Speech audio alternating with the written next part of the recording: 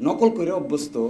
এই জন্য ৭৫ সাল থেকে ৭৯ সাল পর্যন্ত যা ঘটিয়েছে এটাই এখন আমাদেরকে আবার করতে বলতেছে, একই জিনিস। এবং একটা অক্ষরও দেখে আমি সরে না। যেদিন ক্ষমতা থাকবে না, যে রাস্তা তারা আমাদেরকে দেখাচ্ছেন, এই পুরাটা একদিন ওলট পালট হয়ে যাবে।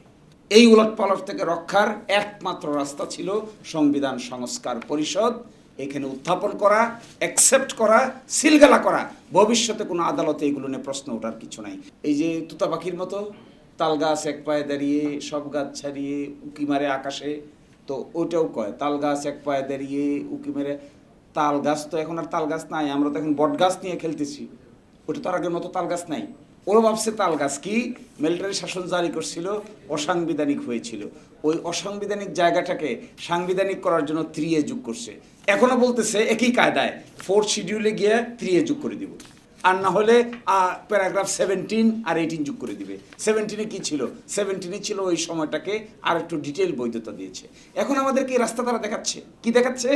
শুরু বলেছে যে একটা লেজিসলেটিভ সব কিছু ঠিক হয়ে যাবে যদি আমরা 4th শিডিউলে গিয়ে এরকম একটা কাভারেজ দিয়ে দিই। তাহলে 5 আগস্ট থেকে এই সময়ের মধ্যে কোনো আদালতে প্রশ্ন উত্থাপন করা যাবে না। এই যে প্রশ্ন উত্থাপন করা যাবে না বলবে, এইটাকে চ্যালেঞ্জ করে আদালতে প্রশ্ন উত্থাপন হবে। রং ডাইরেকশন।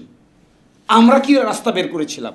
আমরা রাস্তা বের করেছিলাম যে no, this is not the road, এটা কোনো রোড না। আমরা বের করেছিলাম একটা গণভোট হবে, গণভোটে হ্যাঁ হলে সংবিধান সংস্কার পরিষদ হবে। সংবিধান সংস্কার পরিষদ 180 দিন কাজ করবে। 180 দিন কাজ করার পরে পার্লামেন্ট দ্বিকক্ষ বিশিষ্ট হয়ে যাবে। 180 দিনের দায়িত্ব শেষ, পার্লামেন্ট দায়িত্ব পালন করবে। নতুনভাবে এগুলোকে আমরা সিলগালা করে অগ্রসর হব। ভবিষ্যতে দেশীয় কোনো আদালতে এই বিষয়টা আর চ্যালেঞ্জের সাবজেক্ট ম্যাটার হবে না। আর তারা আমাদের কি রাস্তা দেখাচ্ছে? দেখাচ্ছে অতীতের 5ম সংশোধনীর পরিচিত রাস্তা।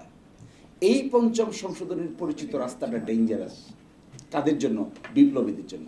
ওরা বলে আপনারা এত টেনশিত কেন? আমাদেরকে বলে আমরা এত টেনশিত কেন? বিপ্লবীদেরকে বলে তোমরা এত চিন্তিত কেন? তো বিপ্লব তো আপনি করেন নাই, বিপ্লব তো এরা করেছে। যারা বিপ্লব করেছে তারা তো গিলোটিনের সামনে আছে। যারা গিলোটিনের সামনে আছে চিন্তা তো তারই বেশি হবে, চিন্তা তো আপনার বেশি হওয়ার কথা না। বাংলাদেশে এই ঘটনার জন্য, 5 আগস্ট ঘটনার জন্য যদি কারো গলা কাটা যায়, তাহলে গলা কাটা যাবে তো ছাত্র নেতৃবৃন্দের সর্বাগ্রে। তো ছাত্র নেতৃবৃন্দের চিন্তাই তো বেশি থাকার কথা। আমি হিসাব করে দেখেছি এই যে ইন্টেলেকচুয়াল ব্যাংক্রাফসি আছে, বুদ্ধিগত দেউলিয়াপনা আছে। বুদ্ধিগত দেউলিয়াপনার কারণে কি হয় জানেন? এটা আমরা স্কুলে দেখতাম, নকল যারা করে এরা খালি ওইভাবে তাকায় তাকায়, তো লেখে এইদিকে তাকায়, কিন্তু ও চোখ ওইদিকে, লেখে এইদিকে, তো ওই দেখতেছে।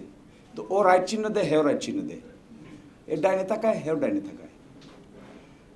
সুপ্রিম কোর্টে কিছুটা কন্টেম্পচুয়াস কথা তাও একটা বলি, সুপ্রিম কোর্টে 2 জজ মিলে একটা ডিভিশন বেঞ্চ হয়, এটাকে বলে দ্বৈত বেঞ্চ।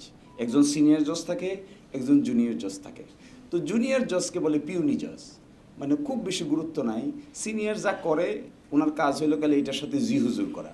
তো সিনিয়র যদি বেল লিখে, বি লেখে, তো জুনিয়র জজ ওইখানে তাকায় থাকে, উনি বি লেখছে না সি লেখছে। তো বি লেখছে তো উনিও লেখে বি, মানে বেল। এস লেখে মানে স্টে, আর এস মানে রুল অ্যান্ড স্টে। তো উনি খালি তাকায় থাকে, কারণ সিনিয়র জাজ জুনিয়র দিকে তাকায়ও না, ইনসাল্টিং এক ধরনের। আমার মনে হয়েছে এরা যেহেতু বুদ্ধিশুদ্ধি কম বা বুদ্ধিশুদ্ধি বেশি পোক্ত না, নকল করে অভ্যস্ত, এই জন্য ৭৫ সাল থেকে ৭৯ সাল পর্যন্ত যা ঘটিয়েছে এটাই এখন আমাদেরকে আবার করতে বলতেছে, একই জিনিস। এবং একটা অক্ষরও দেখে আমি সরে না। এর মানে হলো এটা আর কিছুই না, বুদ্ধি বের করতে না পেরে অতীতের ঘটনাকে নকল করে সকল মানুষকে বিপদে ফেলানোর একটা ফন্দি। যেদিন ক্ষমতা থাকবে না, আমি বলে দিয়ে যাচ্ছি, যেদিন ক্ষমতা থাকবে না, যে রাস্তা তারা আমাদেরকে দেখাচ্ছেন, এই পুরাটা একদিন ওলট পালট হয়ে যাবে। এই উলট পালট থেকে রক্ষার একমাত্র রাস্তা ছিল সংবিধান সংস্কার পরিষদ। এখানে উত্থাপন করা, অ্যাকসেপ্ট করা, সিলগালা করা। ভবিষ্যতে কোনো আদালতে এগুলো নিয়ে প্রশ্ন ওঠার কিছু নাই। আপনি একটা রেফারেন্ডাম